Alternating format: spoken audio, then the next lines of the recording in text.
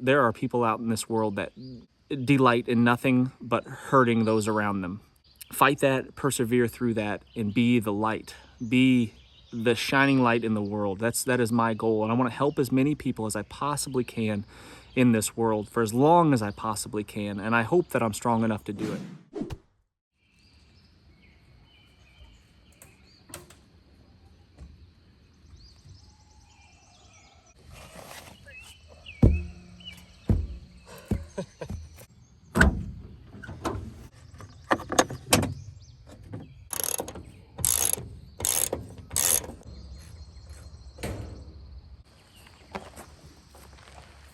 There's a lot of people out there that think the end times are upon us. They think that all of this that we know is coming to an end really, really soon, and they think that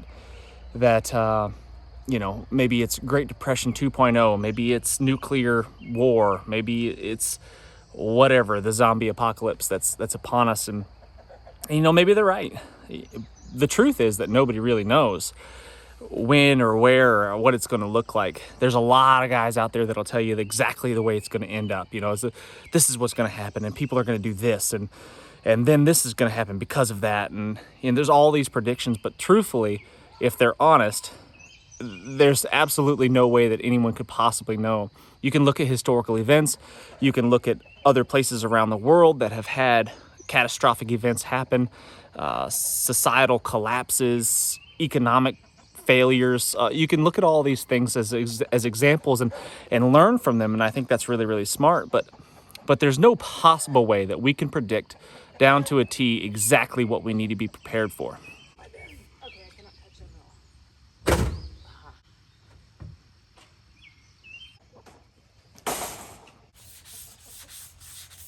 If you want to know my prediction for what is in store for us, I think that it's just going to be gradually progressive hard times. I think that people are going to become more and more jobless, less and less financially stable, and crime rates, as they have been increasing, are going to continue to increase, and we're just going to see a steady decline of the good times, and eventually they'll get better. That's my optimistic approach and my optimistic view of the world. I think that things are going to get worse before they get better, but they will get better.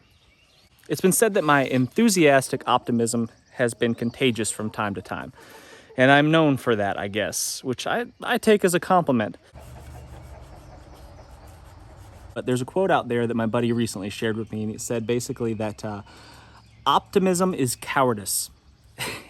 And in a nutshell, what that means from the person that said it is that optimists are too afraid to admit that difficult things may come their way, so they just block it out, and they say, oh, everything's going to be just fine, everything will work out, everything's good, because I'm too afraid to face the facts that life can be difficult, life can be hard, bad things happen, there are bad people in the world.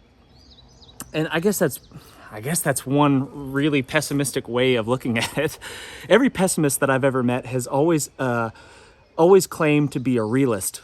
I mean, unless they're just completely delusional and think that they're optimists. But every pessimist that I've ever known claims that they're a realist, and they see the world for what it is. They look at the world and they think that they've got this crystal ball, and they can predict the future, and they know exactly the way people will respond in certain situations, and they know how everything's going to turn out. They know the end of the book. They know what the last chapter is going to read. And I think that that's an arrogant way to live life.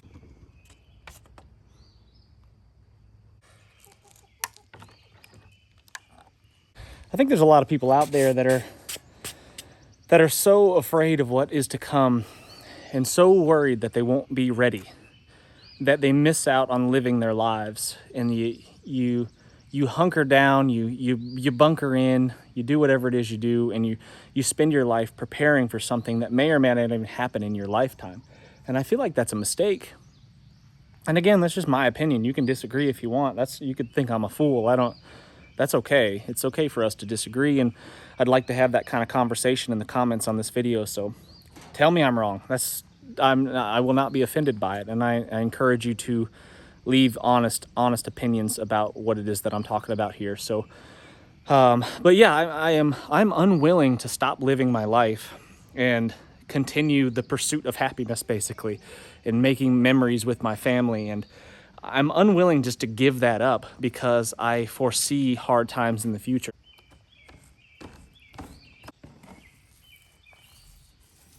If you don't have anything set aside, if you're not prepared at all for hard times, like let's say you've got zero food storage, you've got a week's worth of food in your house, is it wise to spend all of your savings on a vacation or buying some fancy new car that you don't really even need? I don't think that that's wise, in my opinion. I think your priorities are probably a little bit out of whack. I think having an insurance policy of food laying around set aside for hard times is really, really important. And that's just one example of things that we can do to people be more prepared. Obviously, there's a lot of things to do. The list is long. But again, where are your priorities? If you've done all the hard work, if you've done the difficult things and you've made sacrifices to have those insurance policies set aside, and you've put yourself in as good of a situation as you can realistically do, then live your life. Don't sit around worrying about the hard times, the disasters to come. That's a waste of a life. And I had a comment on last week's video, and it was basically, in a nutshell, saying that if I had experienced this in my life, something horrible or whatever, I would see the world in a different light. I would look at the world in a different way, and I would have different opinions. And that is absolutely true. And then he went on describing how, cannibalism is going to happen soon after the switch gets flipped. People are going to start eating themselves and going crazy. And look, I'm not saying that stuff's not possible, and I'm not saying it hasn't happened in historical events. And I do agree that if I had experienced different things in my life, I would look at the world through a different lens. We all see the world through a different lens, and then everybody thinks that everybody else's lens is blurry and scratched up. I think what we have to do is just be tolerant of everybody's blurry lens and understand that everyone sees the world through a different set of eyeballs, and it's all based upon your life experiences.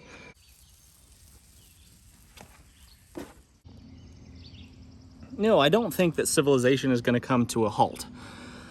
I don't think that we're just going to revert back to, basic animal instincts and start eating each other and, be back to the Stone Age. I don't see that in our future. I think civilization will persevere regardless of what happens. And if it doesn't, honestly, what's the point? Human beings were not designed to live on our own and be the lone wolf out there. You could do it for a little while, but eventually something's going to go wrong. Either you're going to get hurt or sick or whatever. It's just not possible for the long term, regardless of skills and whatever, how much rice and beans you have stockpiled away. So, I don't think civilization is going to come to an end. I think it will endure, and I have that.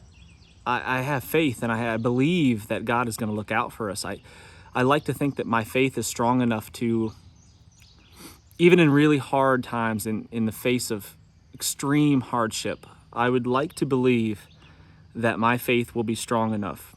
I have doubts, of course. I'm not perfect, and I think that my faith could be definitely stronger.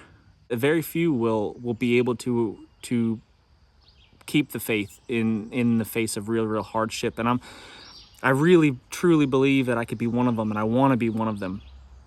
And I believe that I can maintain my values, and I believe that I can maintain my humanity even in the face of the worst of what the world can throw at us. And the world can be an ugly, ugly place.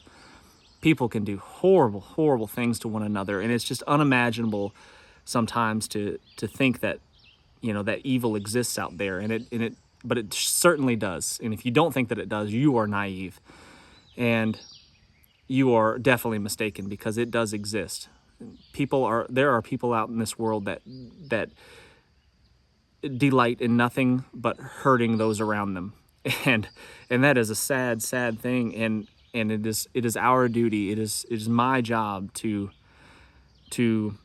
fight that, persevere through that, and be the light. Be the shining light in the world. That is my goal, and I want to help as many people as I possibly can in this world for as long as I possibly can, and I hope that I'm strong enough to do it, even when the chips are down and suffering is upon us.